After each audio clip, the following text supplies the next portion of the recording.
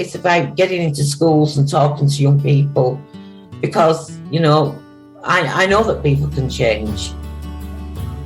And it's about talking to people and getting them to understand and perhaps step back from violence and prejudice and whatever. And we just need to work together and keep on the good fight there. Absolutely. Hey there, guys. We are ecstatically happy to announce that we are associated with the Sophie Lancaster Foundation. The times are changing, and with the unfortunate death of Sophie, those changes have made a massive impact for the future. If Sophie was with us still today, I can guarantee what you are doing will still be reaching so many lives of young teenagers, young adults, and those who wish to be as different as possible. So thank you very much. To find out more about this incredible foundation and all the work they do, and more importantly, how you can help, head on over to www.sophielancasterfoundation.com. Hi, I'm Michael Moore, master prop maker. I'm here on the Chronicles of Podcast with Tom and Jamie.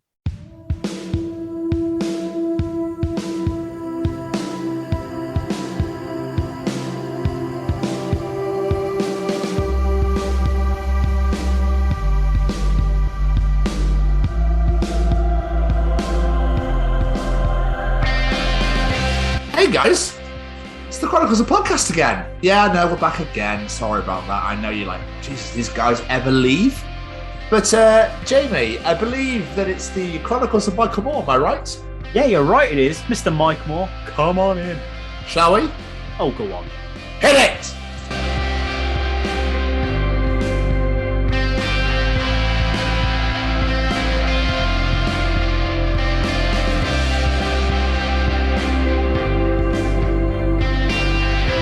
Jamie. Hello, sir. The Piece of Resistance is here, and he wants to know if you're okay. Tell the piece, I'm absolutely fine. Thank you very much. It's very nice thing to ask. Excellent. Shall we introduce the piece into the world? Damn right we should. Ladies and gentlemen, welcome to the Chronicles of Michael Moore. Mike is a propologist, shall we say, a master propologist. Ooh. He builds props for TV series and movies such as The Hobbit, such as Dances with Wolves, such as one of Jamie's favorites, Star Trek. Whether that be Deep Space Nine, whether that be Voyager, or whether that be The Next Generation. Yeah, you proud of me? Yeah, I fucking remembered him. I am actually genuinely fucking straight. I remembered him. So yeah, he is a master propologist in the way he builds props, shoes, weapons, communicators, guns. If you name it, he's done it. And what I also love about him, he did Beetlejuice, the Addams Family Values as well, is that when he built said props, he then go, so, you know, you did this movie. Did I? I don't remember what it was. Until he goes and watched it and goes, that's what I did. I loved that. I love that with the Addams Family story. Mike is absolutely amazing. This conversation was awesome. So many amazing stories. And like Tom said, for me, I'm a Star Trek fan, a Trekkie, as I like to say. And the fact that, you know, he was asked to build a tricorder, which is something they use in the show. And not only was he just given the specs to make it, him and his partner, they designed it, they built it, they put it all together, and they literally turned around and went, here you go. And they're like, fuck yeah, Mike, that's ace. We're using that. That is amazing. An hour ago. Yeah. How the hell did you make that so quick? The fact he turns things around, the stories he tells from the time working on The Hobbit, it's a fascinating conversation. As you're hearing this as well, you know, we've got to have Mike back on the show because we barely touched this guy's career. He's done so much awesome stuff. Absolutely. But I also love, so why am I doing this? So what's it for? So why is that going there? So why am I doing this? What? Okay, right. So what's that going to be for? Why am I doing that? Why have I got to put it in here? Am I to put it over here? Okay, so why is it going in that? I love how the man literally needs to know the ins and outs of absolutely everything. So obviously you get a lot of how things are made at the beginning, and then you get a lot of all the movies he's worked on towards the end. Jamie! Any final words? Thank you, Mr. Moore. This was absolutely awesome. Really enjoyed this. I can only apologise to you all listening to this as well, the amount of times that me and Jamie go, wow, that's awesome. Oh, my days, no way, is insane. The man's done a lot of cool stuff. I know. All right. I think we're more in awe than asking questions. But hopefully you'll enjoy this as much as we did recording it. Ladies and gentlemen, here we go. Ladies and gentlemen, interviewing this week, he is a propologist. You could even say he's a master propologist, owner and creator of HMS Studios, and owner of Propology 101. It's Michael Moore. Absolutely. Thank you for being so punctual, by the way. 5 minutes early as well. It's appreciated massively. Well, yeah. Well, I'm usually early at everything. Okay. It's like we just tell people, like, I've been here 2 hours, boys. Where have you been? In some cases, yeah. If I have to be on set for something, I'm there early. Fair play. I think it's the best way to be there, isn't it? I can't stand being late for anything. It's a horrific feeling. So when you go to shows or gigs or something, you always rock up like, we need to go now, but it's Tuesday. The gig's on Wednesday. I don't care. We need to go now. Well, not that bad, but I prep for it. Yeah. Yeah. No, I was just talking about myself. That's what I do. So I go to like big sporting events or some gigs or something, and I'm always like, oh my God, the gig's in 2 days. I need to be there like now. I need to be queuing now. But Mike, thank you so much for doing this. We really, really appreciate it. And I know you're a very, very busy man, so it's graciously appreciated. Sometimes. Busy man with a lot of cardboard boxes to open by the look of it. Well, no, actually, those are for my friend in England. Oh, really? Oh, there you go. He sent most of his stuff here, and he comes out twice a year or so. I have to tell him to stop though, because you're seeing the small boxes. Oh my God! More to the side. I got a box yesterday, the size of a 4-cylinder engine. So. Oh my days! Eventually, you have your face up against the camera because of all the boxes behind you, like pushing you against to it. Well, you know, I have other areas too that I have his stuff in. So. That's crazy, man. God. Crazy. Love it though. That's cool. Oh yeah. Well, he's coming out for for what's called the Gallifrey convention, for the Doctor Who convention. And he'll pick up the stuff there. Because I actually go to that as well. I help him with some of the guests. That's so cool. I think they filmed Doctor Who where I live. I think they film it here. I think it's filmed in Cardiff, Wales. Yeah, I think it is. Yeah. Yeah. So I know they block off, because I always get like notifications sometimes like roads blocked off here, and here. And you're like, oh, cool. Can't go that way. Brilliant. Yep. But yeah, no, Doctor Who's not really a personal. I've never really watched it. I think I did when I was a kid, like way back in the day, with like the Tom Baker episodes and stuff. And when I was a kid, I was like, wow, it's just. But then I don't know, it just never really, and it never really caught on for me. I was a bit like, I watched Star Wars as a child, then stopped watching that as a teenager. I don't know. It's just one of those shows, I suppose. I watch it all. Yeah, I can't say I blame you, to be honest, Mike. I can't say I blame you at all. I fell off with Jodie Whittaker, Doctor. I just. That's my wife too. My wife is like, Doctor Who is a man, and I'm like, you know what? I don't care. that didn't bother me. I just thought it was rubbish. I just couldn't get into it. Yeah. I mean, you know, I don't know who the new person's going to be now. But I saw a rumor of Danny Dyer, which I don't even know who he or she is. He's like a proper Cockney Londoner lad. Oh, we'll see. I give everybody a chance, you know. Just imagine him walking. You go, "You're right, Dalek," and just nut on one. Just... He probably would do that as well. Probably would, yeah. Oh. Lovely, Jamie. Shall we? Yes, I was going to say, Mike, what I normally do is I just do a little intro, and then, as Tom likes to say, we just bombard you with questions, if that's okay. Sure. Beautiful. Yeah, I just can't guarantee I'll answer all of them, because if it affects anybody's livelihood, I won't answer them. Well, that's my question's gone. Yeah, and I also would prefer not to do any political anything. We don't do that anyway. We don't do that here. No, okay, that's good. You're all good. Yeah. No, doesn't help anybody. No, not at all. Whenever we've had guests go on political before, we've just been like, This is awkward. Yep. Right. Hello, everyone, and today we welcome a very special guest into the chateau. Today's guest has contributed to some of the biggest projects in movie and TV history. Our guest and his team at HMS Studios have designed and built props for projects like Star Trek, The Hobbit, Addams Family, Theodore Rex. Anyone else remember that film? Just me. Babylon 5, True Blood, and much, much more. Ladies and gents, today I bring you the Chronicles of Mike Moore. An absolute pleasure to have you, sir. An absolute pleasure indeed. But I feel that we should start with the really hard-hitting stuff, Mike. How was your pandemic season? My pandemic season. Well, let's see. I ended up getting COVID. No. Oh, yeah. Before they were allowing my age group to get the shot at all. And then I got the shots on top of that anyway, but Did you suffer quite badly, or was it just I had, on a scale of 1 to 10, it was about a 6. Okay. Everybody in my family got it all at one time. No way. Oh yeah. So my daughter had about a 1 or a 2. My wife and my youngest son had like a 8.5. Oh. And my oldest son, I think he was probably about the same as me, about a 6. Oh, bless you. That is rubbish. I love the fact you're comparing numbers on a 1 to 10 scale. Like, you with the 1, you look after everyone. You're fine. You'll be fine. It's a mild cough. Get over it. Help us.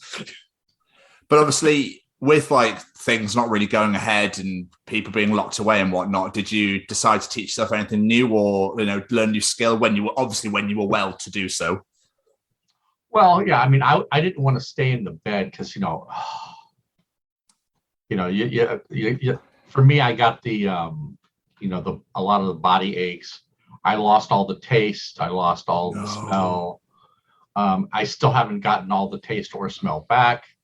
Really? It really sucks. Oh yeah. Oh no. Oh yeah.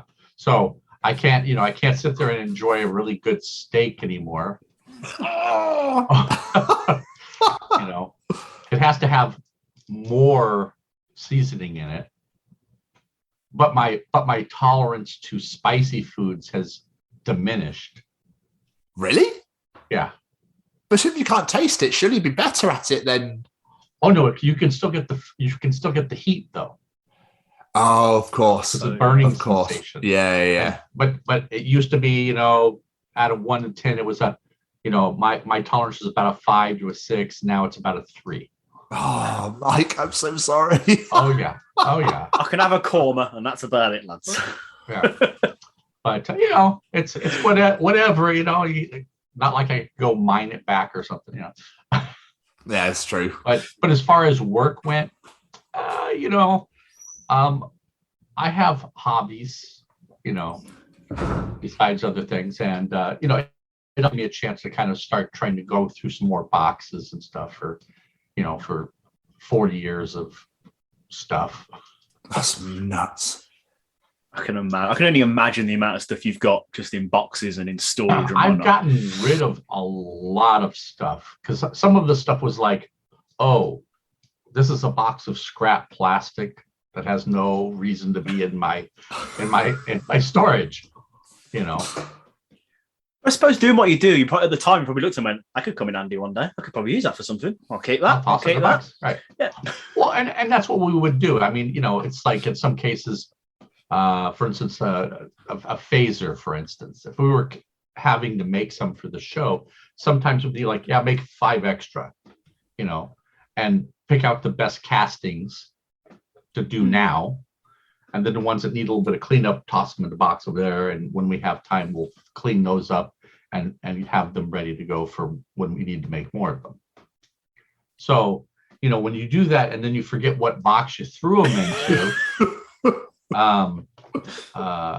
you may have those little stashes in 20 different boxes. And when it's like, oh, can you take all that to storage? Because it's in the way now. So it goes into storage. And then, once again, 20, 40 years later, you're like, okay, we're going to bring back these 5 boxes. I got to go through those, see what we can condense down. Oh, where'd that come from? You know, I've been looking for this. Or in some cases, yes. You know, I mean, I don't know if you guys have seen my, you know, my YouTube channel and stuff where I go through and talk about the props being made and so on. But as I go through those boxes, sometimes I'll find one of the masterpiece parts that go with X. And, you know, I'm trying to get all that stuff together as well at the same time. Anytime I find something, it goes, okay, so this is a master box, okay, and then I'll go through and disseminate that into other boxes that may have already have other parts in it. And you know, and I've been doing this for, you know, on and off probably for the last 10 years or so, as far as trying to disseminate what is a master and what's just a casting and so on, all these different stuff. As well as, oh, that's an original prop. Okay, I got to put that over there. So it just depends, you know, and it's not just Star Trek. You know, I've got stuff from Sequest. I've got stuff from, I think I still have some stuff from Earth 2. I have stuff from when I was working, one of the early jobs I did was on a movie called Munchies. And I still have one of those heads for this. It was a Corwin rendition of God, I lost it now. Gremlins. Oh, okay. It was the low end version of like Gremlins that I worked on. Because I didn't work on the first Gremlins. Because I did work on Gremlins, but it was like the second movie. But then I worked on the, you know, the ripoff version, which is of the first movie. You know, just take whatever props you got left over from Gremlins and go, right, if we tweak and adjust these, sorted. Well, no, it was too big of a you know, budget for Munchies, budget for for Gremlins. So yeah, it's you know, I've worked on some really high end stuff and some really low end stuff. You know, imagine I bet the low end stuff though is probably much more fun in a sense, because it's like, yeah. It depends on what production company you're dealing with. I suppose like the high end stuff is like, right, we've got all these different materials you can use. Low end budget, you've got a carry bag, a tennis ball, and a ballpoint pen. Go. That's all we can afford. In some cases, yes.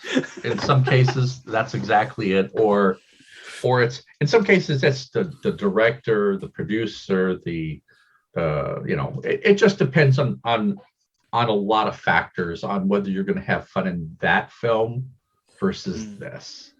Munchies, I didn't have any problems. You know, I was working for another company, and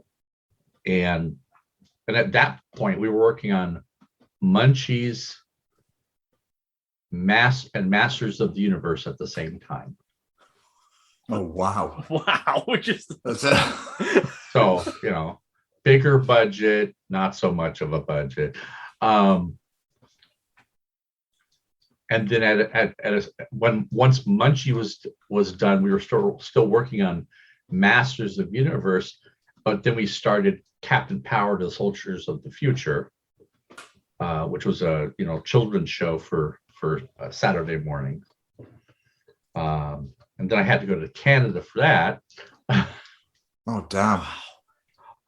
And while we were doing, at the end of Masters of the Universe is when we started on doing Beetlejuice. Oh wow! What a film! So I looked on your website some of the stuff you did for Beetlejuice, and it's nuts. Well, yes, I mean, you kind of get,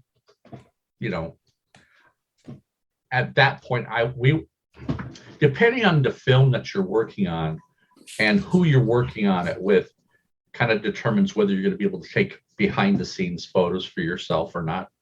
Okay. And well, that was one of those films of, oh, we can take pictures of that, but not of this, but not of this, and that. Yes, that, but not this. So it's kind of like, what's the point either way? So that's what it comes down to, though. It's like, whatever. Okay. You just have to work how you're going to work. Right. Mr. Moore, you said you've been working in the world of props for like 40 plus years now, but take us back to the early years. What did young Master Moore want to be when he grew up, when he was a little boy? I wanted to be a makeup artist. Really? Yes. During high school, I actually, one of my friends and I, Jeff Farley, would actually do like a little, we'll make you a custom mask kind of thing. Yeah. Directly on your face, then we'll peel it off and you can reuse it, for other things like appliances. And we would do this in the storefront of a comic book store that we worked at occasionally. That is awesome. Yeah. Awesome. So my youth, as they call it, besides of course, trying to find a girlfriend and everything else like everybody else does. I wasn't one of those guys though that would, try and go get drunk somewhere. Okay. I had higher expectations. So I would go, he and I would go to different conventions and stuff like that. I've been going to fan conventions since my junior, since I was a junior in high school. Wow.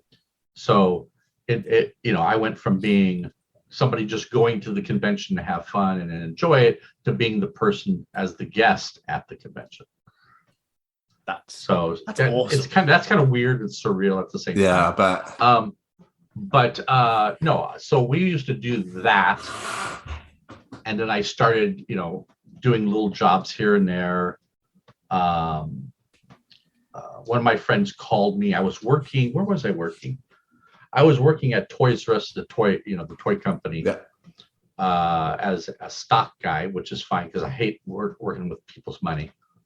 But I was working as a stock guy in the back, and my friend calls me up one day and goes, "Hey, so I have this job." I go, "Good, you have a job. That's great." He goes, "Well, I have this job, and I have this other job that I need to leave because I'm taking this other job that's paying me better and it's actually kind of cool." I said, "Oh, okay. So what do you say?" He goes, "Well, I want you to take my place at this other job doing, take over for me at that job. So I'm not leaving them short-handed and so on." I said, "Okay, fine. What is this?" And what that turned out to be was applying makeup, appliances and other things, but a lot of makeup for a film called Re-Animator. I know of that, yeah.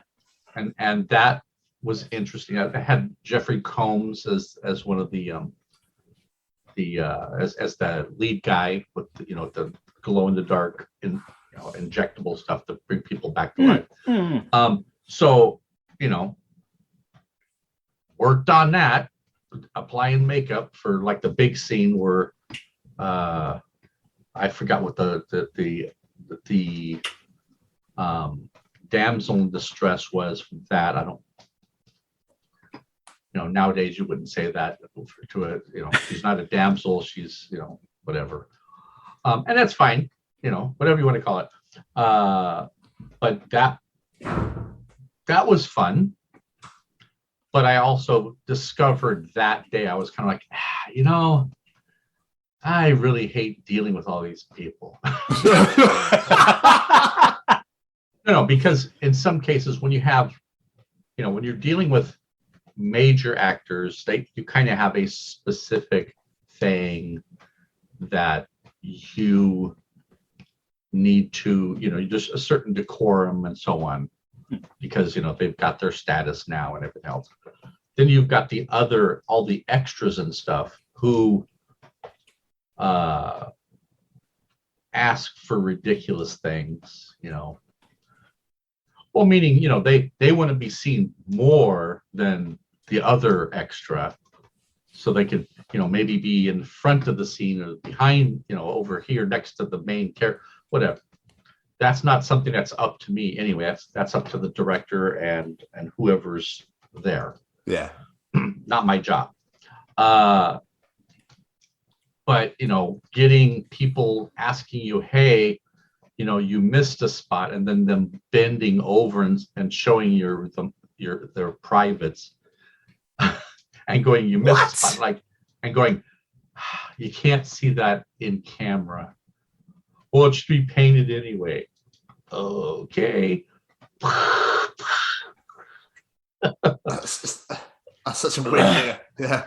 He just touched me. Just touch me anyway. Go on, touch me anyway.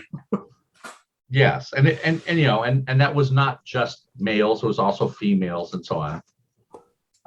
But it just comes down to is I didn't want that to be that intimate. Yeah. With a lot of people. I don't think anyone wants to be that intimate with people, to be No, you'd be wrong. But the it's once again, if it's your thing, because on that movie, see, all the extras were nude. Okay. Because they were in a undertaker's office, and they were all dead and brought back to life. Got you. So at that point, it was a turning point. I mean, I had done other small films, this was like the turning point from really wanting to do makeup to going, I'll still do some appliances and apply some makeup and stuff, but I don't want to do that kind of stuff. I was more interested really into the gore. Okay. And creatures, because when you're doing gore, there's no rules. You can shoot out 14 gallons of blood everywhere out of the one guy, and it doesn't matter. It's just and it's all fine. But then I started being asked to do other things for different companies when I wasn't working for a specific company. I'd get phone calls going, hey, do you still do vacuum forming, stuff? And I go, sure. So I would get calls for like making, 50 sets of vacuum form eyeballs and 50 sets of eyelids for some animatronic characters for this, and so on and so on and so on. So it just, everything just kind of built up into doing stuff, because I've always worked on stuff in my garage. My dad was a teamster for the studios, that's a driver. Okay. But his hobby was woodworking. So he'd try and build a chair, and he'd try and do this.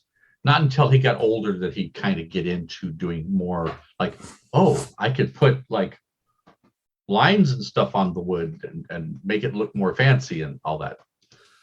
But I had always been, always in the garage working on things. I was the one son who would help him, change the transmission on the car in the driveway, or alternators, blah, blah, blah, blah, all that stuff. And one of the questions from at one of the conventions was, when was the first time you ever got your own tools? It was a question of like, when did you start actually playing with all, tools. Oh, and okay. stuff like Yeah, that. yeah. And I said, oh, I was about 8. Because my parents literally asked me, what did I want for Christmas one year? And I said, I want my own tools.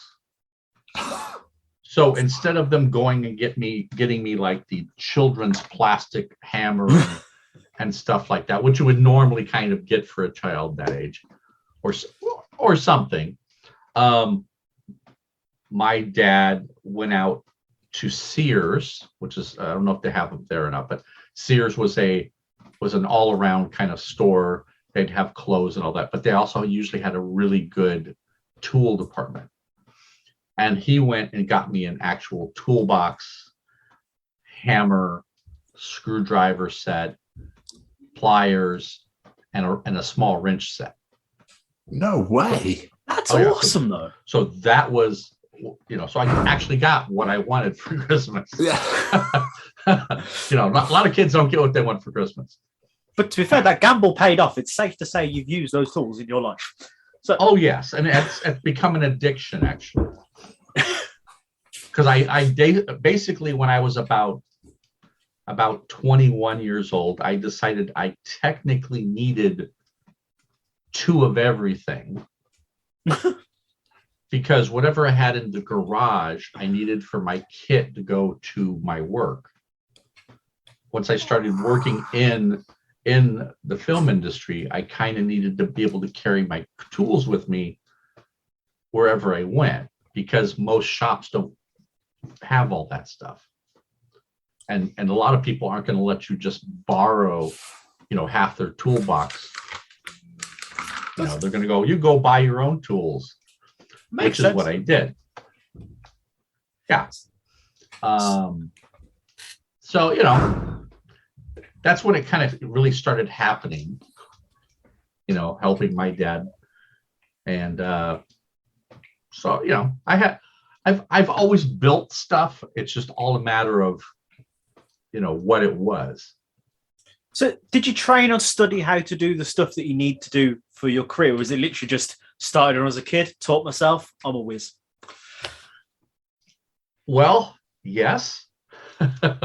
Once again, I was the one, and see, when my dad wasn't working on stuff, I would be, like, oh, okay, so this is how you do that, and once again, there was no YouTube or internet even, so I actually did take, which was mandatory in my junior high school, which is 6th, 7th, and 8th grade. You mandatorily had to take these courses. It was for half of a semester. No, hold on. Yeah. For every semester, you had to take half of the semester was in one class, another semester was in another class, and so on. So we had print shop, drafting, wood shop, and metal shop. And I passed all my tests and everything in all of those.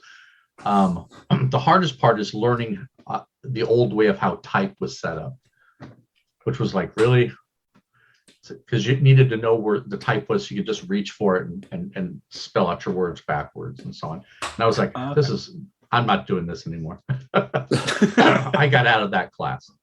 After the first quarter of that, I was like, nah, I'm not going back into that class. And then we did drafting, which was great, except that the teacher really didn't explain why and how and so on, what the purpose was. I'm one of those guys of, okay, so why we're doing it that way? What does that mean? What is, give me the answers. Give me the answers plus, how about telling me before I ask it? And then wood shop, well, it was like, okay, I already know how to use the bandsaw. I know how to use the table saw, the drill press. I have all that in the garage. But the projects that particular teacher was always doing, which was you're making a letter opener, you're making a lamp for your parents, stuff you're like, yeah, that's so great. It's amazing. No. Then we went into metal shop.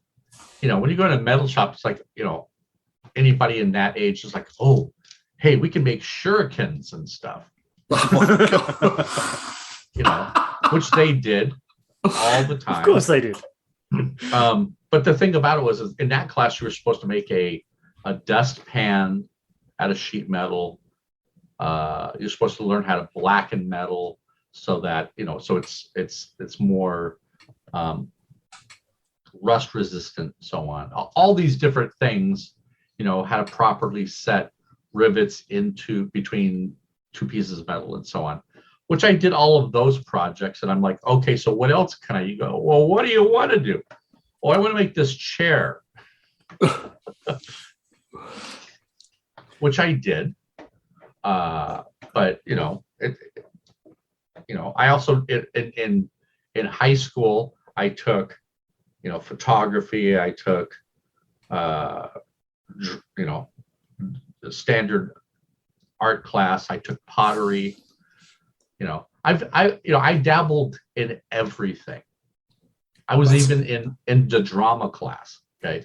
So I dabbled in everything, but I was already doing so much more than everybody else was. Just a sponge for knowledge. Well, yes. In many cases, yeah. I was one of those guys who, when they had the PBC, the public TV channels, where they would show like now you have How It's Made, the TV show How It's Made, where they go into a factory and they show you how to make ice cream or whatever.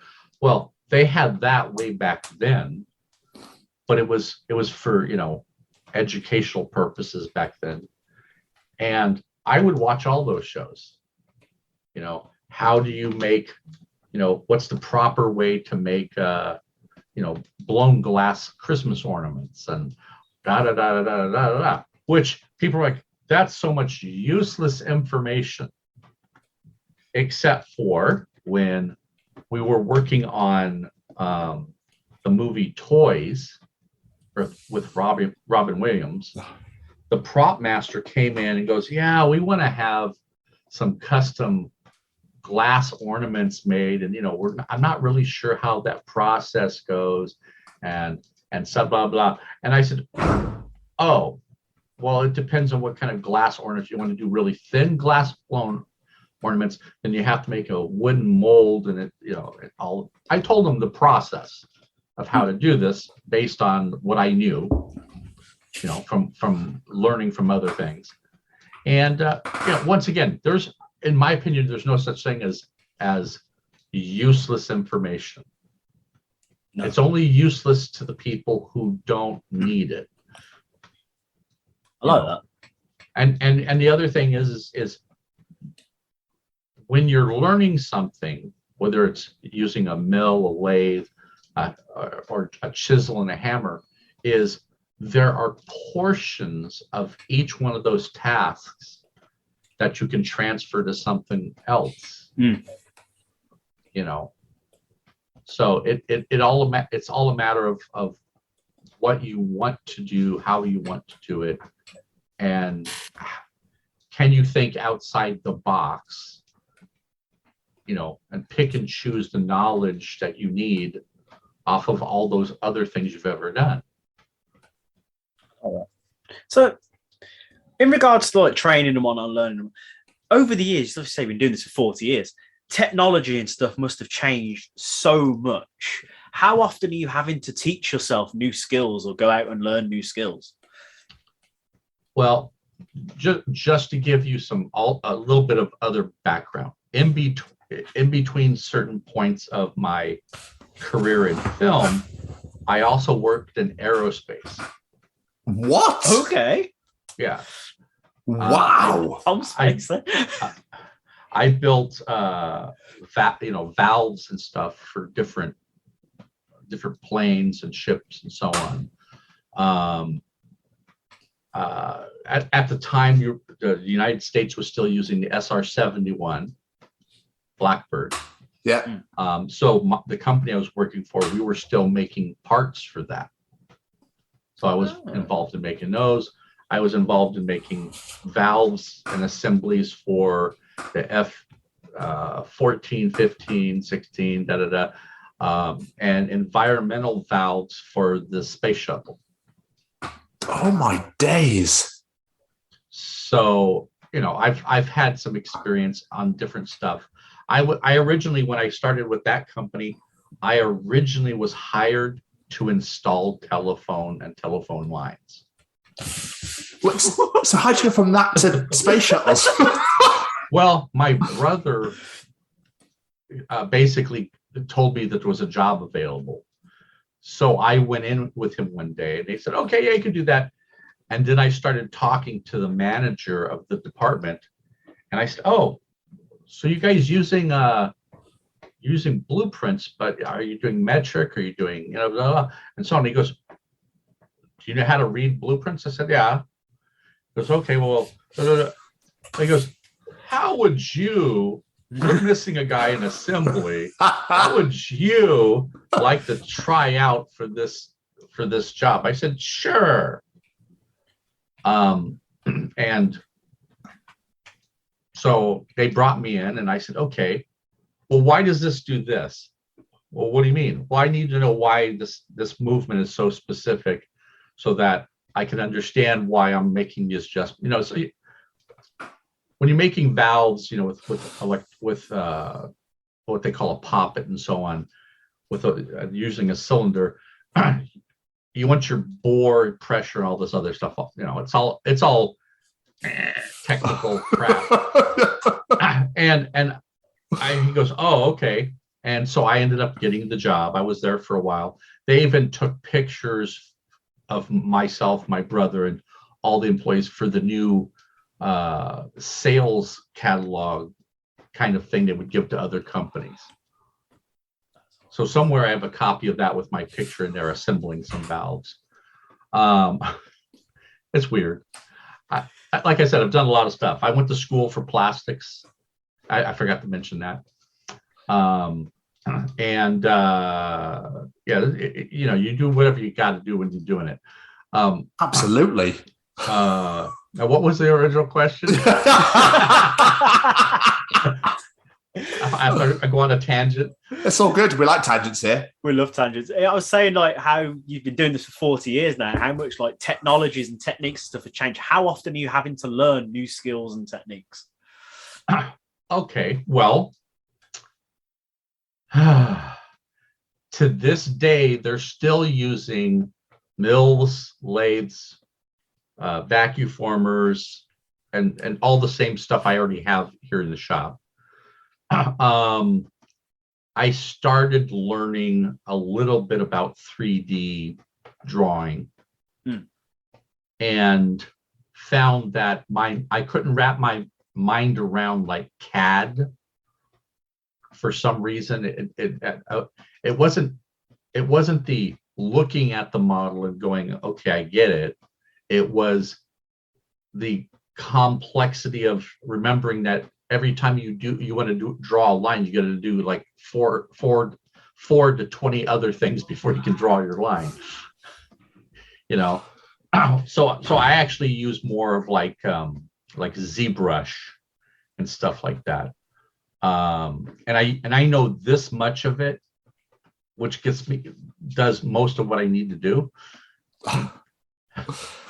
And that's the thing is these programs are so huge that you can't possibly know it all and use every bit of it. You can't. Even Photoshop and Illustrator. If you know this much, you probably can do everything you need to do. That's what you learned what to do. So after starting to kind of do that, one of my friends and I were like, we should get a 3D printer. So we started looking into those, and he ended up getting his first, and then I ended up getting one, and it would only print like a you know, like 100 millimeters square, you know, cube. And I was like, oh, it's really cool. But it was a really good printer. It printed really nicely. It was one of the best ones out there, in my opinion. That wasn't a professional unit. It printed just as well as one of the professional units for $10,000. And it was only about $1,200. So since then, and the reason why I bought it was because I ended up having a job from Disney for some walk around costume parts that they needed. And I'm like, sure, I can do that. I don't have a printer right now, but I can do it. So I went out and I bought one, and we started printing. And I went, you know, honey, because my business partner is my wife. Okay. Yeah. So I said, you know, honey, this is taking forever. I need another printer. And it just so happens that they had just lowered the prices by half. No way. On that same printer. And she said, well, how much are we getting? I said, well, for each 2 of these that we're making, we can buy one of those printers. Nice. And we were making 75 of those parts. No. And so she goes, yeah, go ahead.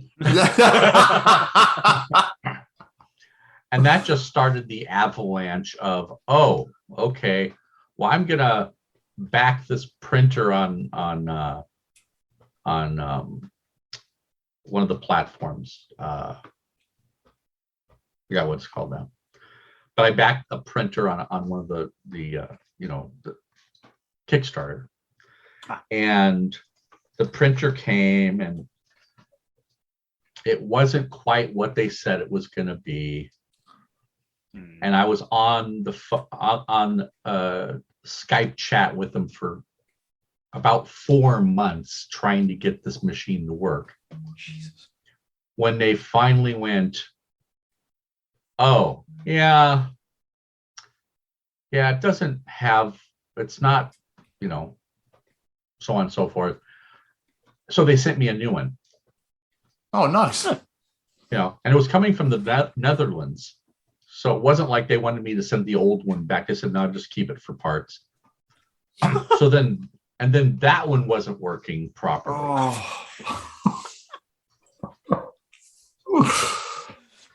So they sent me another one. And that one had to have a few adjustments, but it started working. Oh, yes. You know, I was happy about that. But then there's, you know, the outside forums for all these places. And I started talking to a guy. He goes, yeah. He goes, yeah, they always like miss something in the translation when they're talking about the construction and what they're doing. So what it ended up being was on the first 2 of them, the steps were way off. You know, for the translation. Yeah. Oh, right. So he goes, measure this for me, measure that for me, blah, blah, blah. He calculated out, because I'm like, I'm not going to work that out. Not happening. And he goes, okay, it's this, and this, and you need to change this, and this, and this. And okay. So I changed all those, and those other first 2 machines started working perfectly fine. Nice. Yeah. So Free for the price so on. So I now had 3 of those. And then, you know, we were looking at, then SLA liquid printing started happening. And my friend and I said, oh, well, let's get one from this one place. And we did. And it was working. You know, we were printing some parts for some projects we were doing. And that was great. And then we got in a project to do a 7-foot long model. And we're like, there is no way we're printing all of those parts, that many parts, that we're going to have to glue and possibly screw together on all the machines we've got. So I went out and purchased a half meter by half meter by half meter, or sorry, yeah, half meter by quarter meter printer, filament printer, which I have now. And it prints very well once everything's set up. Once everything's set up. Right. And it takes, when people complain that, they're printing on their small printer and they've got a small piece like this, and it's like, it's going to take 4 days at high resolution. It's like, dude, get out of the way. This piece is going to take 2.5 weeks to print. Oh my days. That's just solid printing. Yes. Oh, it's nuts. Non-stop. And we're having to use 25K rolls of filament. Oh, goodness gracious. I've just moved into 50K rolls on it. Oh, man. The wife was like, how much are we getting paid for this job? Let's sort this one out then. Oh, no, the job paid for the machine. Oh, that's all right. Yeah. And, in the end, it's I still have it. So, So when it comes to TV, movies and productions and whatnot, who is it in the teams you guys work with then? Is it the art department, the producer, the director? Could it be anyone? Yes. All of the above. It just depends on the production. On Star Trek, we dealt with the art department, the prop department, and wardrobe.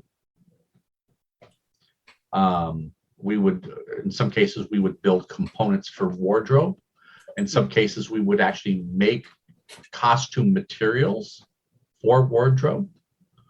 As far as the art department, we would work with them on, like, here's a drawing they send to us. We go through it. Does it does it need, what color is this? What, all that type of stuff. But see, during all the way through Next Generation, through all of the shows up until Discovery, we were using everything made by hand. Wow. Mill, lathe, hammer, bandsaw, blocks of wood, blocks of acrylic, aluminum, steel, whatever. Because at that point during, like, for instance, Voyager, a 3D printer was $75,000 for a small one. Holy yeah, forget that. And you could not use the part as an actual piece. You could use it to print your part out. And that's the problem too, is most people at that point had no idea how to do 3D quickly.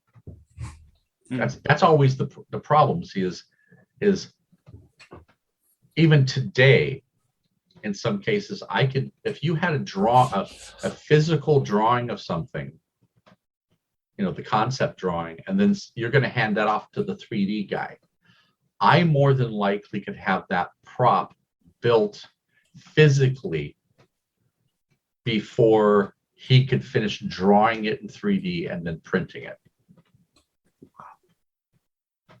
I suppose, because you've literally got to put every component into that drawing, haven't you? So, like, every single inch of whatever, yeah. And in some cases, there is no measurement. I'm trying to see if I actually have any of that crap laying around. In some cases, there is no. There's nothing, no measurements in your hands. On Star Trek, we would usually get a 3/4 view of what it was supposed to be, and told it was a hand prop or it was a two-handed prop, and we would scale it ourselves appropriately. Oh, wow. And have to turn that 3/4 view into a top view and a side view so we could understand the geometry of how we're building it. How did you manage to land Star Trek then? How did you manage to, how did that even happen? Did they approach you? Did you apply there? No.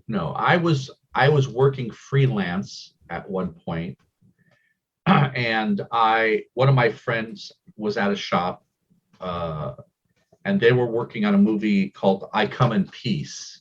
Yeah. It was a piece. It was an amazing film.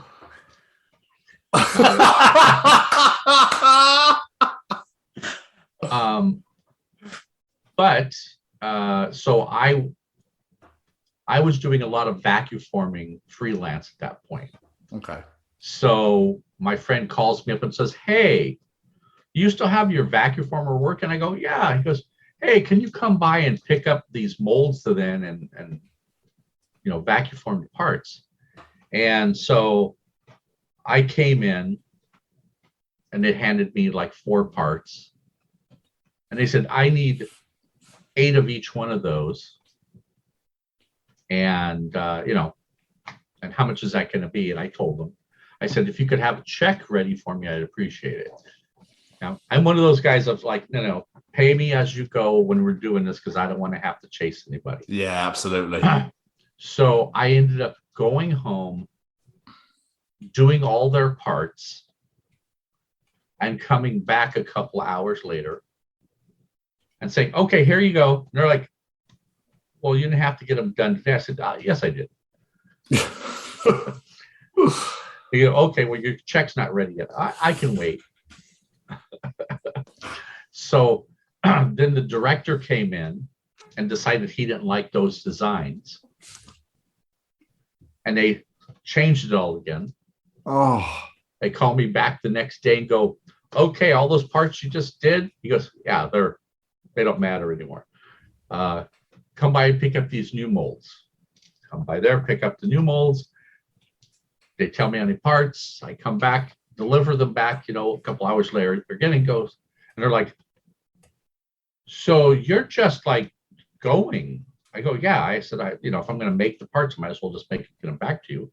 I don't need to store this stuff." "Oh, okay, great."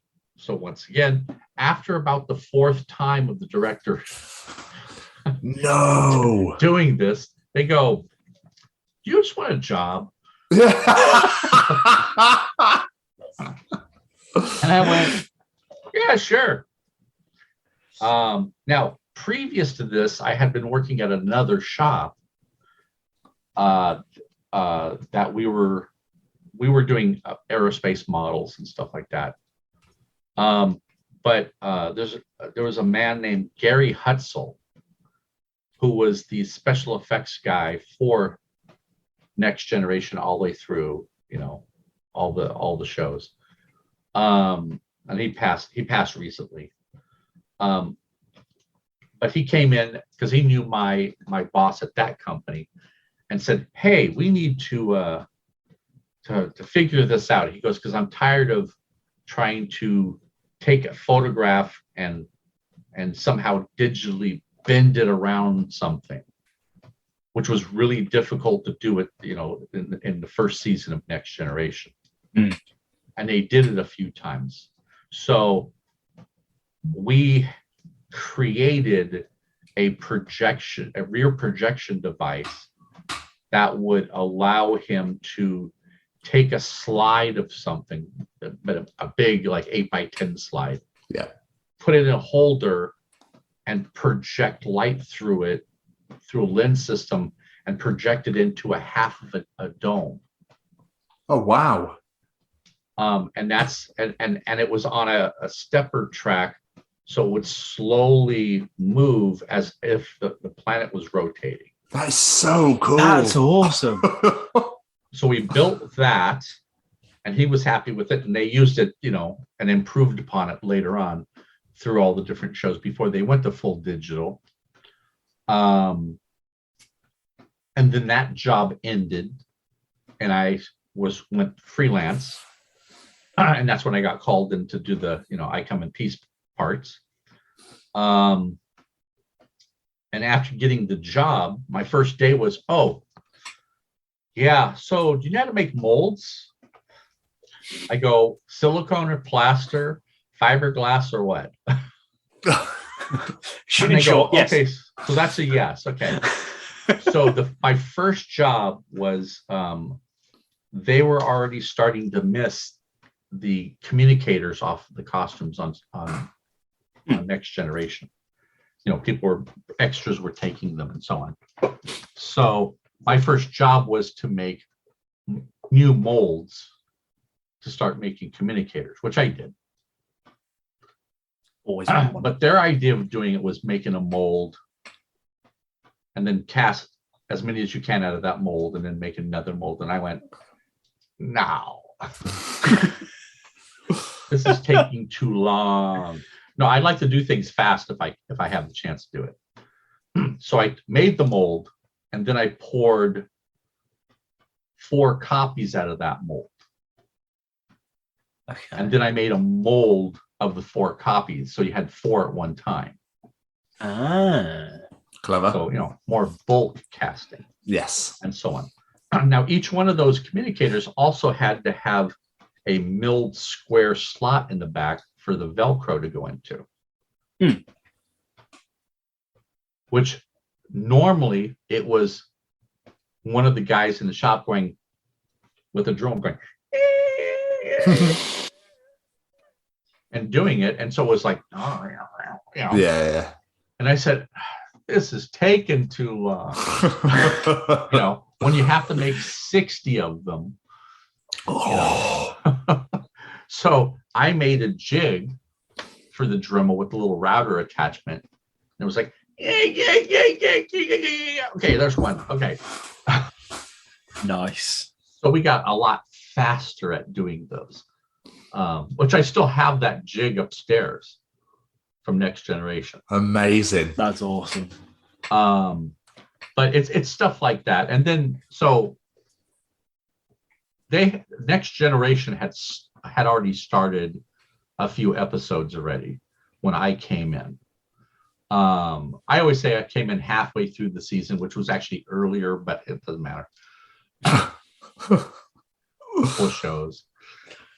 But yeah, I started working on that. While we were working on Next Generation, we were working on the second Gremlins movie.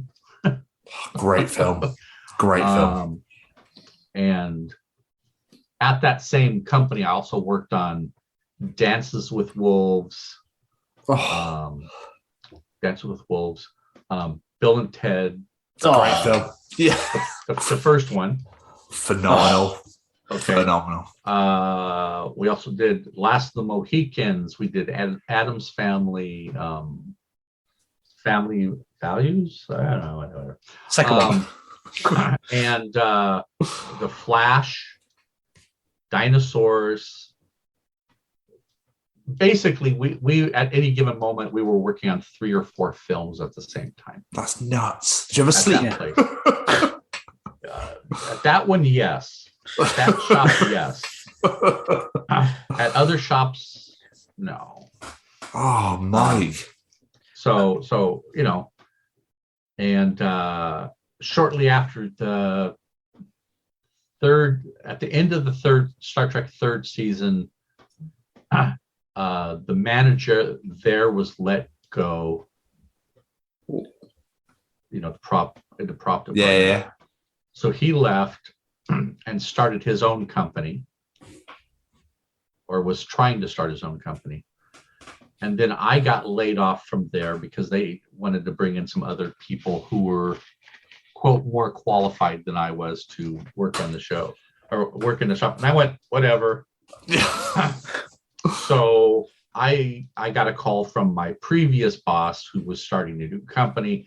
And then he and I started a new company with a couple other partners, which was Proper Effects.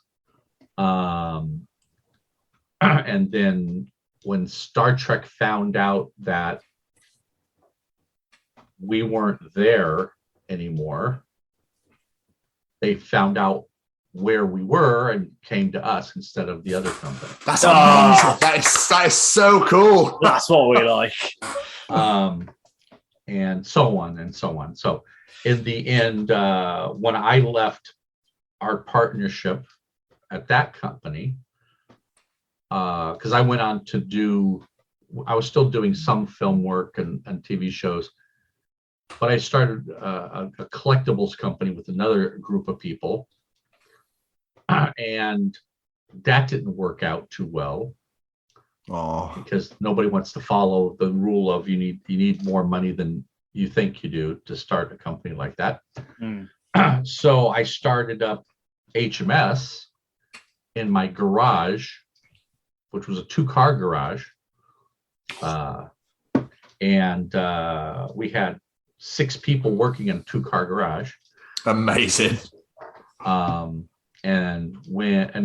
at that point, my ex-business partner was kind of waning down some of the stuff it was going to work on. And then I got a call from the prop master and wardrobe department again, saying, hey, well, they don't necessarily want to do all the stuff, and we still need stuff made, and you can still do it. So how about if you take on some of the work? We said, fine. So we did that for a while. And then we took over a lot of the work for Voyager, because we also had, because there was 2 prop masters on Next Generation, and they alternated shows, episodes. Okay. When DS9 came around, the one prop master took DS9, the other prop master kept Next Gen. When Next Gen ended and Voyager came up, that he went from Next Gen to Voyager, and we were still doing projects for both of them at the same time, Jeez.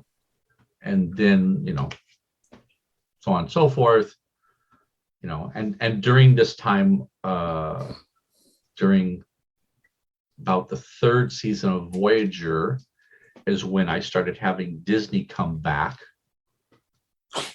wanting stuff done. Disney, when I was working, once again, another shop, in between all this, you move around a lot for shows. I was working on, for the opening of Star Tours in Disneyland, we did the walk around C-3PO costumes for Disney. Oh, wow. So we actually molded the original Star Wars 3PO suit. Wow. That is wonderful. Oh. Yeah. Look at Jamie's face. I know, yeah. I just imagine George Lucas in the background going, don't fucking damage it, don't you fucking damage it. No, I didn't care, actually. I cared. Yeah. I better not damage this, I better not damage this. I still have a few parts. Not original, but You'd have to, wouldn't you? You just have to keep a little bit for yourself. Oh. Well, yeah, it wasn't. I don't have any of the original parts, but I did make a few pieces for myself. So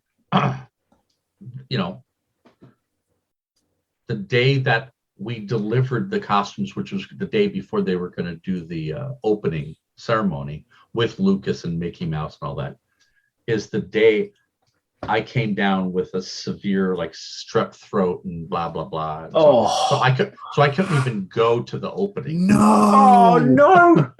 And I had tickets for the VIP section and everything. I was like, but that's fine. It's fine because years later I got the upper torso back. Oh, nice. Yeah. When they were trying to actually electroplate copper on top of it. And they rejected it because it was too pricey for them. So the guy said, well, I'm not giving this back to you. So he ended up selling it at a garage sale. That's nuts. $25. No. What? I'm like, yes, thank you so very much. Not even going to haggle with you about that. Thank you very much. That's amazing. So it's actually under one of my desks back there. So, but yeah, I mean, like I said, you work on a lot of different things all at the same time. I mean, once again, I worked on Sequest. Vaguely remember that show.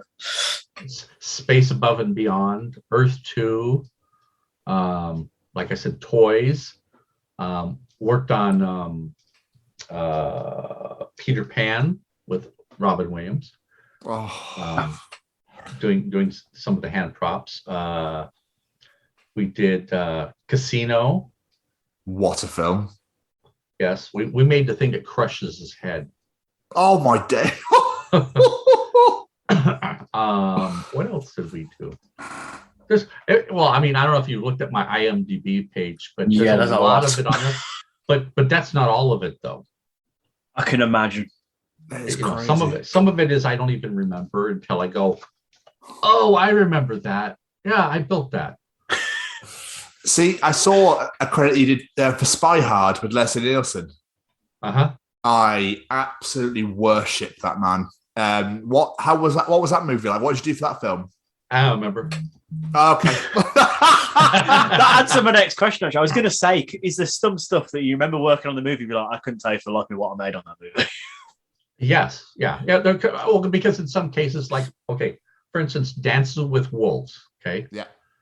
We made, like, I don't know, I want to say like 4,000 or 5,000 arrows, a box full of different knives. Yeah. And when I talk about a box, I'm talking about a box. Oh my days. War clubs, rifles, pistols, rocks. Rocks. Well, yeah, because you attach them to some of the war clubs with leather wang. And it's just, hundreds of pieces, so different shows, different things. In some cases, like I said, it's like I didn't remember Addams Family Values until my wife and I went and saw the movie, and I went, oh, that's what that was for. Because you never know. What? Once again, in some cases, I didn't even want to know what the movie was. Just, I'm making a mold of this. Okay, how many do you want? Do they need to look like this when they're done? Yes. Okay. I suppose that's a good point, because you literally get a design and you said, make that for us. They don't go, it's for this. It's going to be in this scene. You're going to do this. In some cases, it'd be like, okay, see these scissors? Yeah. Okay, I want you to duplicate those, and I need 20 sets of them. And you're like, oh. and don't put the name of it on it, kind of thing. Like, okay, that's fine. And you just start. You figure out how you're going to make your mold. Are you going to have to thicken up the blades because it's too thin? If you have to leave the blades the same thickness, what kind of armature are you going to put in to keep it flat so you don't have floppy scissors, or a floppy knife, and that type of thing. So in some cases, knowing what it's for just puts your mind someplace else. Yeah. Oh, we also did Free Jack. That was a weird film. So yeah, I mean, I don't always remember everything. Most Star Trek stuff, most science fiction films and TV series, most of that stuff is in my Rolodex. Yeah. And if I get a hint of what you're talking about, I can usually find it and go, oh, well, yeah, we made that with 1/4-inch plexiglass that we, just sanded that edge on the da-da-da-da and blah, blah. And, I can tell you what, it's like when I go through the masters as I'm doing my video for my YouTube channel, I look at it for about 5 or 10 minutes before I start shooting the video. And it's like yesterday. That's amazing. I can imagine, yeah. That's one of those things, because in some cases I might have to make that same piece from the first season for the 5th season. So I needed to remember how I built it Yeah. And when you get that immersed in certain things, yeah, you end up being forced to remember stuff whether you wanted to or not. yeah. Do you not reuse anything? Do you not go, oh, we'll use this again and we use it for this, but we can use it for that? Well, they did that all the time. In some cases, like, oh, just paint it blue now. Done. Easy. Cheers. But for me, sometimes but in some cases, it was like, oh, yeah, take this piece, hack off that front end. Yeah. And glue this other widget on it and call it done. And I'm like, oh, God. Especially for a show like Star Trek, because it's all alien technology. There is no precedent for what this would look like in the real life. Like, I've said it looks like this. It fucking looks like this. All right, job done. That's exactly it. That's it. And in some cases, it would be like, okay, we only made one of those, so I think without telling the prop master, we only made one of those, and if you need it again for something for the same thing it was before, we're going to be screwed. So in many cases, we would do a quick mold off of it and then do the alterations to the copy and put the original back as a master or give it back to them. Because it's like, dude, that's history. Yeah, we're destroying history when we do that. So one of the things I'm doing now, once again with technology, is I have 3D scanners now. So I am taking, every time I have a chance to, I'll put it that way, I will take a master that was made for Star Trek or Sequest or whatever, and I will 3D scan it. So I have a 3D render of that piece, so that if by chance it gets stolen or whatever, or thrown away by accident, whatever, there's a file. Okay, you wanted to reproduce that? Okay. Like if a licensee came to me and said, I want a Cobra phaser to produce as a product, I can go, okay, let's work it out, and I'll instead of giving you a physical one, I'll give you a 3D file that you can give to your guy anyway. Because if you give them a hard copy of something, they're going to have to reverse engineer it. So the geometry will be slightly off no matter what they do. Whereas if you give them a 3D scan of the physical object, they can redo all their CAD on top of what the mesh that's been given to them. That's really clever. I bet companies really appreciate that as well. You'd be surprised not. There isn't a whole lot of them coming to my door. They're just making product from information they've got off of fan pages. So when you're working on props and stuff for movies and TV, how much turnaround time do you usually get from like, here's the design, this is when we need it for? Depends on the show. If you're talking about Star Trek, 6 days. Wow. So I bet the Hobbit. It doesn't how many you need. Our first order for the boomerang phasers, once it was approved, we had to make 16, I believe. So that was taking the master that was chosen, making good molds, and casting and finishing 16 copies of it in the span of that 6 days. Now, mind you, 2 of those days were taken up already by the producers trying to decide what one they wanted to use. Oh, God. So in reality, it was 4 days to produce 16 pieces finished. Oh, wow. That's nuts. Or, for instance, for Voyager, the Hirogen rifles. Oh, I love that gun. Yes. Okay. We made 2 of those for production. It was I designed part of it. Another one of my friends designed another part. And then we smashed it all together. And then it was approved and we moved forward.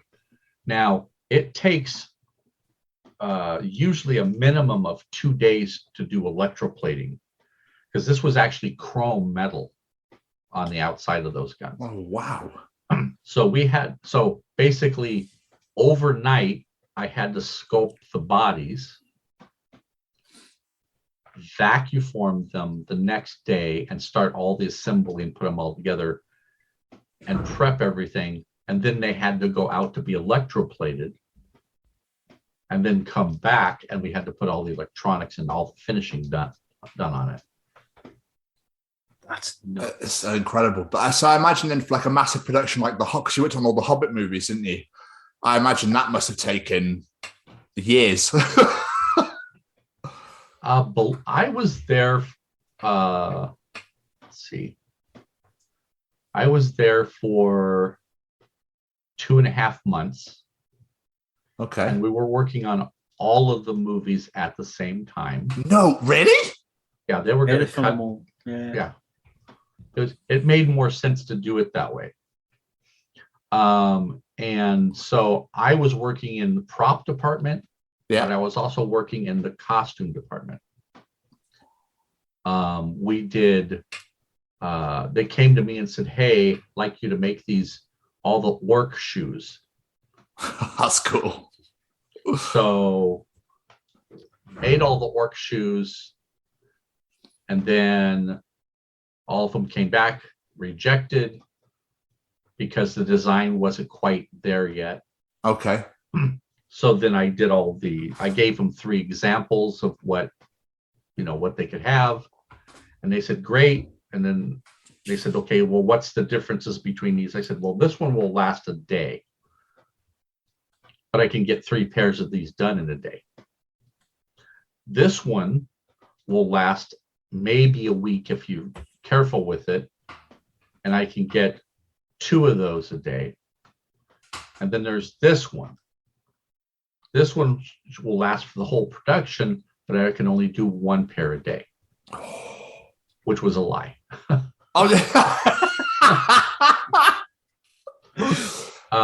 And of course they picked that one.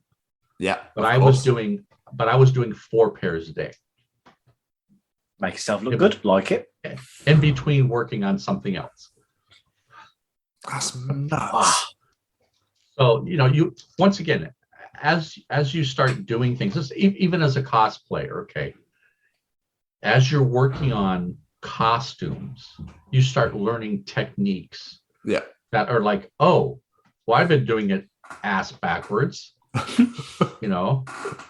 should be putting the interfacing in first and then stitching everything closed, not stitch everything, put the interfacing and stitch that in, and then put the lining into it. It's like, no, do it all and then turn it inside out and you're done.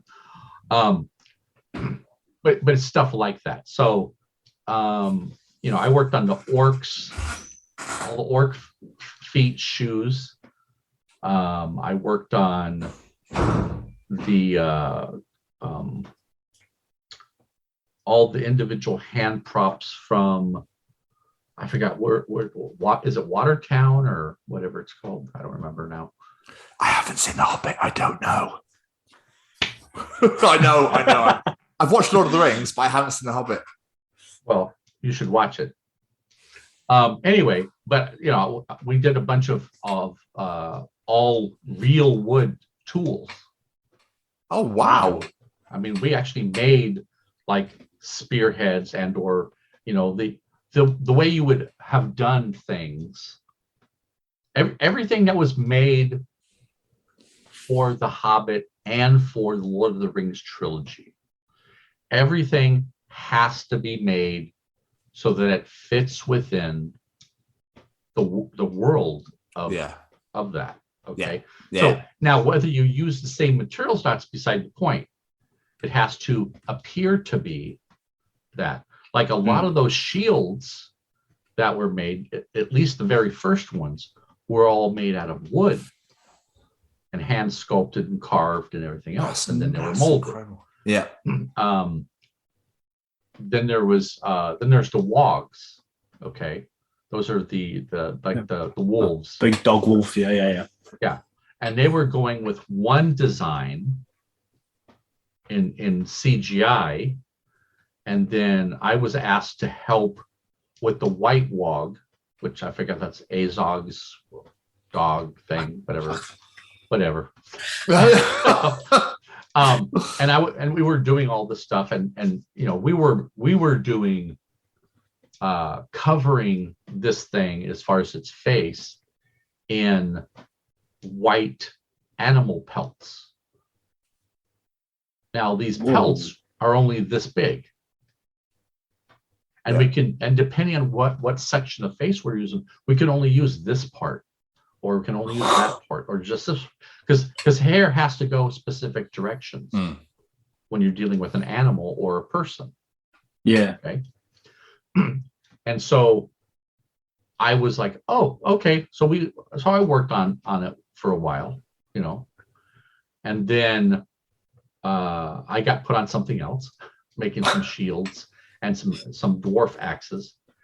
And then I come back from lunch one day, and here's this big log head form sitting in my area with all these parts. And I go over to the prop department. I said, why is there a big head and ears and nose and stuff sitting in my spot?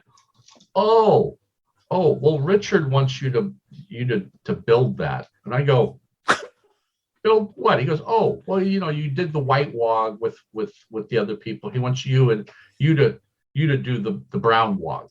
And I went, okay, can I talk to Richard? Oh no, he just left for China this morning. Okay. Just to avoid you. So I said, oh, can I work with somebody on it? Like, yes. Who do you want to use? I don't know. Yeah. I'll have to wait.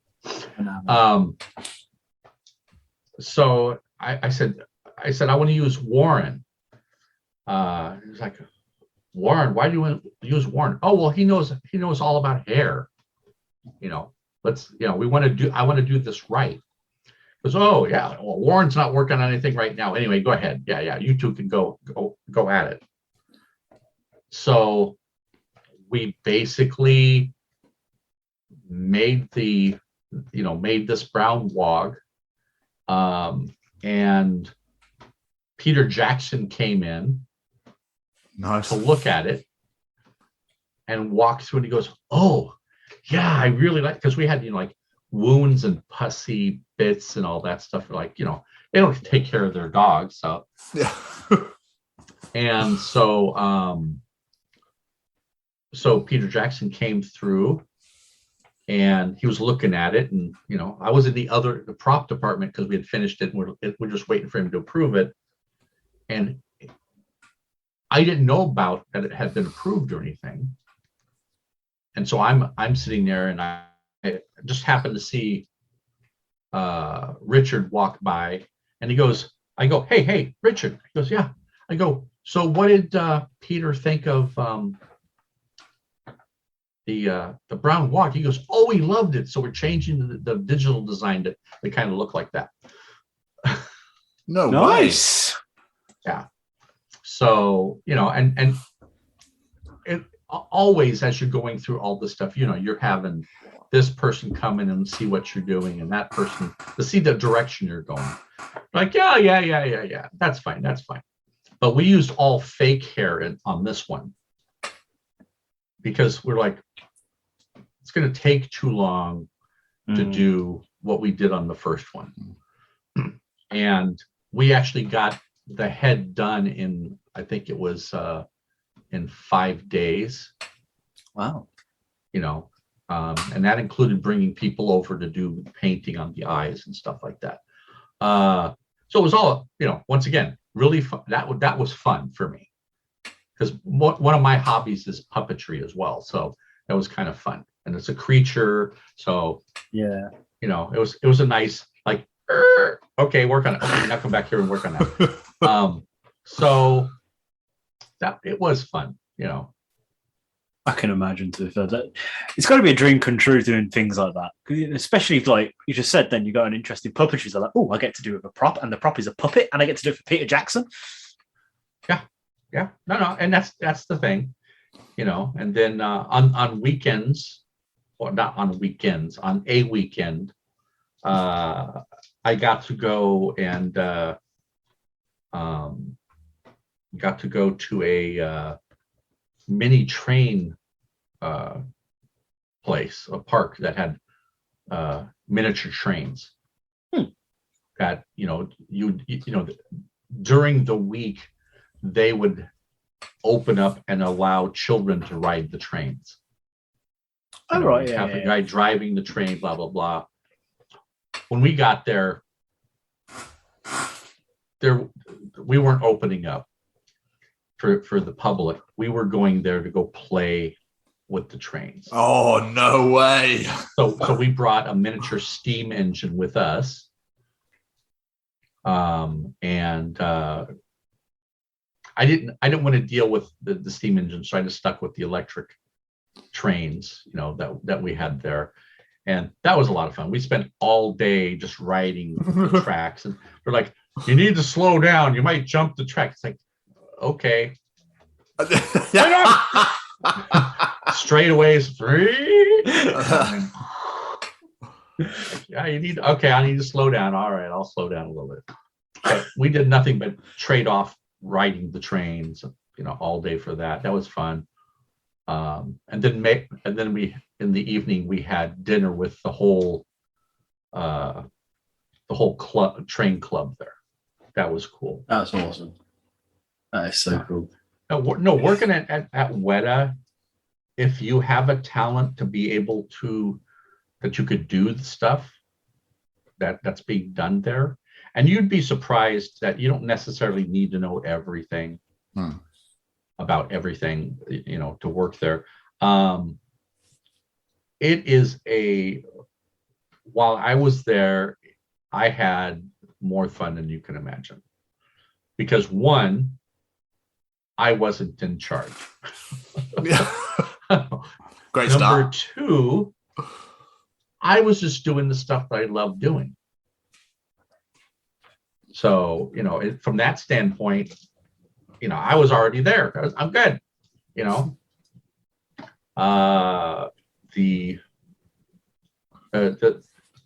thing that I missed by about a month was, when you're working at Weta, they actually have classes that they teach to their employees. Okay. Like, you could learn how to use ZBrush. You could learn how to do like Rhino, 3D Rhino.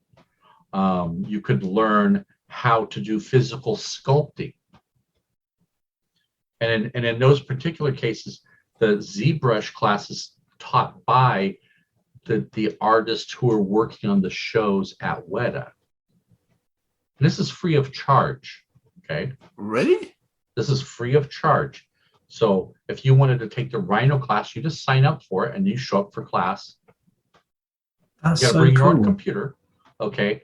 And then as far as sculpting, well, depending on what class it was, you'd either have one of the sculptors from the sculpting department, or you could have Richard Taylor himself teaching a class. That's just nuts. And well, you know what? That's investing in your own company. Yeah. your own- I was just going to say that, yeah. And the talent you have working for you. Why not increase your talent's skills? Because it won't do anything but help you on the other side. Exactly. That's what we do. Here, anybody that I have come in that isn't necessarily, knowing. I've had 2 interns, that I've had here. One of which, she came in from college, and we taught her how to do a bunch of stuff. She's now working as one of the assistants to the prop master on a Disney kids TV show. Incredible. That's amazing. Okay. The other lady, she's from the UK. She has a company called Mad Cat Designs, I believe is what it is. And she's into cosplay and so on. She came out to be with us. And I to be honest with you, I don't remember if it was a month or 2 months that she was here.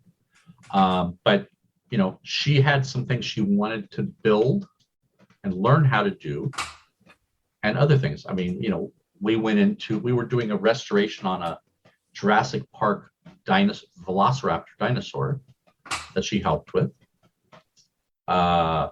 She learned how to make vacuform tooling and how to assemble vacuform stuff. Fiberglassing, mold making, casting, some stuff that would help her on the other side of the fence for her own business. And I met her through her parents, who went to the Star Trek convention in London that I was a guest at. Incredible. I love that you're paying it forward. Yeah. It's beautiful. Uh-huh. Yeah. And that's what it comes down to is that, once again, especially in the puppetry side of things, if I'm the only one right now who knows how to do that, and I die tomorrow, who's going to know how to do it? Well, exactly. Absolutely. That's a beautiful mindset to have, because there are some selfish people in the world that go, "Aha, this knowledge is mine." well, yeah, and there are certain things that I won't pass along to anybody unless you're with me. But in general, just because I tell you how I did it, doesn't mean that you're going to do it that way. You're going to take it and morph it into what you want it to do, or how you can do it. So, because not everybody is concerned about making a perfectly smooth mold. Some people like, oh, I don't care what it looks like as long as I get my part out of it. And that's technically the truth of it. Anytime you're doing anything, there are wrong ways to do things, because in those wrong ways, it may be dangerous. But if the end result gets you to where you wanted to go in the first place, then you can't say it was a failure. Absolutely. There is no wrong way to build a puppet, because anything can be a puppet. You can just pick up the toothbrush, yeah, and put a couple, just use it as it is, Yeah, absolutely. But you could put some little bulb eyes on there, and I'm just visioning Rizzo. I don't know why. Just in my head, I'm seeing Rizzo. Oh no, he's in the other room. I guess I saw you made a Rizzo. Amazing. And Gonzo as well. Incredible. Yeah. No, and that's the thing is you never know what, from my side, I like to think outside the box as much as I can.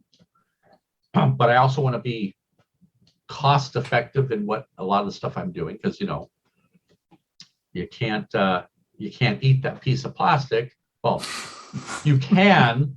You'll regret it later. It's not advised. Yeah. But it's things like that. It's going, okay, so how can I do this to get the effect that I'm looking for? And that's what it comes down to, even with cosplay and everything else, is what can you do to do what you need to do, but especially, is it safe? Yeah. That's what I'm most concerned about whenever I deal with costume pieces or props, is, okay, what are you going to do with it? Well, I'm going to swing it around. Okay, well, it's going to have to be rubber. Yeah. Well, no, I want a real blade. Then I'm not making it for you unless you sign a indemnification for me that I will not be held responsible if you kill somebody. That is mental. But that's great because that shows you're being responsible. You know, that these things could be used for anything at the end of the day. Once you made them and passed them on. Yep. So, you know, absolutely. Exactly. Mike, we've been chatting for so long. I've barely touched my questions. We barely scratched the surface of your career. I'm good. Nuts. You want to do some more questions? Go right ahead. I was just going to say before we wrap, because obviously I don't know about you, Tom. I've got so many more questions I want to ask, but we've been going 90 minutes already. Could we please get you back on for a part 2 down the line? Because we'd love to do this again. Absolutely. No problem. But before we let you go, though, I just want to ask, are there any particular props or moments from your career that really stand out to you? They're just like, I did that. That was amazing. I'm so proud of that. Well, it's more of like what from each show. Like for me on Star Trek, one of the crown jewels is creating the Mark 9 tin tricorder. Yes. Yeah. Okay. Just my deceased business partner and I designed it and built it. Working on Beetlejuice, there's a whole bunch of stuff there. It was like, that's really cool. Once again, it really depends on the shows. Each show has its own thing that you can be proud of. Everything that I worked on The Hobbit was, once again, it connects for me directly to joyous times. I never felt overly pressured while working on The Hobbit. Other shows, there's some pressure there. but and also working on all the different Star Treks, there was pressure, but it was never anything that I was like, oh man, I wish I didn't have this job. It's because people have those jobs that are just not to their liking, or why do I have to get this customer? If you're customer service, or worse, your tech support at a company, and like this guy calls every 2 days and it's always the same problem. Just do what I told you to do last time. Yeah. This guy from America keeps phoning about his 3D printer. This is the third one we've sent him. My God. Well, what's funny is the representative, one of the reps I was talking to, wasn't even in the Netherlands. He was in South America. What? Yeah, he was one of the reps that was selling them in South America, and I was like, sure. I mean, I talked to somebody in the Netherlands and Czechoslovakia and blah blah blah blah blah. Then I got one guy who he sent me his direct email in the company so I could contact him. He goes, "This is getting too convoluted, Mike. You're talking to Bobby, Jimmy, da da da da da da da da da da da da, and they don't talk to each other because they're all in different countries." So, I said, okay, well, I'd rather just talk to one person and get this done. And then I contacted him after I got that. The guy told me how to fix all the problems. He's like, "Oh, yeah, that should have come up, huh?" Because that never. He goes, "I'm going to write that down into our questions and possible solving of problems with that." It's too late to back out now, sucker. oh no. He was like, he goes, "You got what you got." He goes, "That's great." But as soon as you got off the phone, he's like, "Son of a." No, actually, he didn't. He actually, I believe he got a raise because of that. Oh, nice. Of adding that little tidbit into the mix. Like, nice. Let's check the steps. It seems so obvious now you think about it, isn't it? No. There's just 500 things that could go wrong with all that stuff. That's really true. But Tom, whatever. Tom, have you got anything else you want to ask before we wrap this up? Yeah, I was wondering, did you ever think growing up that this is exactly what you'd be doing with your life right now? No, I thought I was going to be doing horror makeup. Oh, wow. So a similar sort of like thing, but doing something completely different. Why horror makeup? Oh, because I loved horror movies, like the not Re-Animator, but Night of the Living Dead and yes, all those types of movies. I loved those growing up. I loved all the old 50s and 60s space and horror movies. Mm. One of my guys who's retired now, he and I went out and bought the box set of DVDs, that had like 150 of the 50s and 60s movies. Oh, no way. That's amazing. And we would just play them in the background while we were working.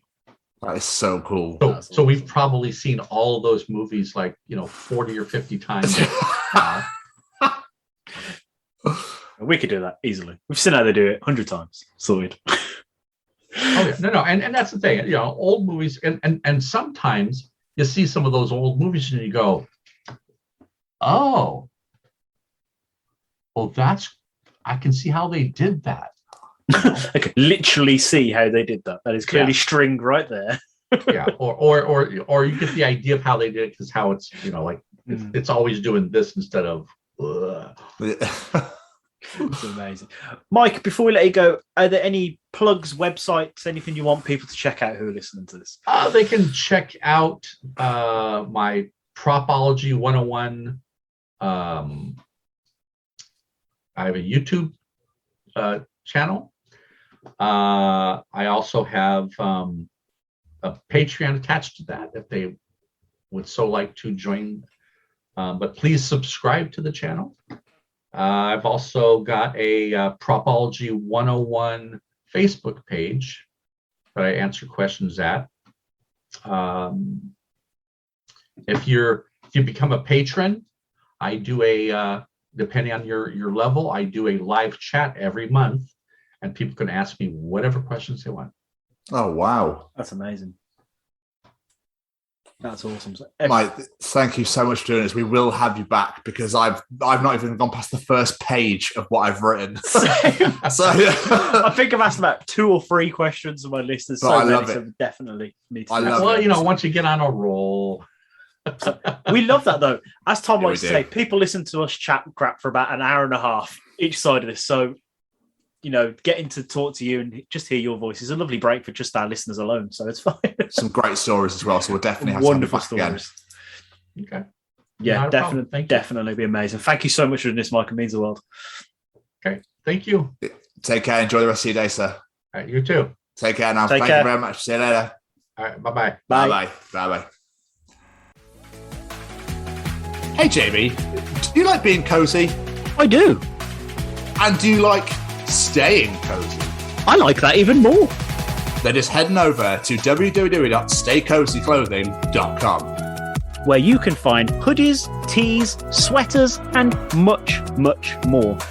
And just enter The Chronicles as one word at checkout to receive 10% off your order. And make sure you follow them on the Instagram at Stay Cozy Clothing to keep up to date with all the new designs. Remember, guys, that's The Chronicles as one word at checkout to receive 10% off your order. And now back to this week's episode.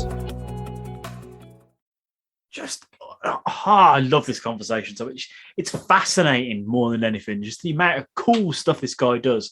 And the fact that he knows how to do so many cool things. Yeah, loved it. And if you're watching the YouTube, it's a fucking lot of boxes, isn't it? A hell of a lot of boxes. Fair play to that man, because if anyone asked me to store that many boxes, I'll tell them to fucking do one. But guys, we hope you enjoyed this interview. Listen to it as much as we did recording it, and we appreciate you checking us out every week as always. Hi, I'm Frank Guglielmelli, and I'm the narrator for some wonderful audio dramas from Syscast, like Marty and Mars, Bounty Hunters, and a great part in Val Toby, with much more to come. You can find these programs on Spotify or wherever you listen to podcasts. or head over to our website, www.siscast.com.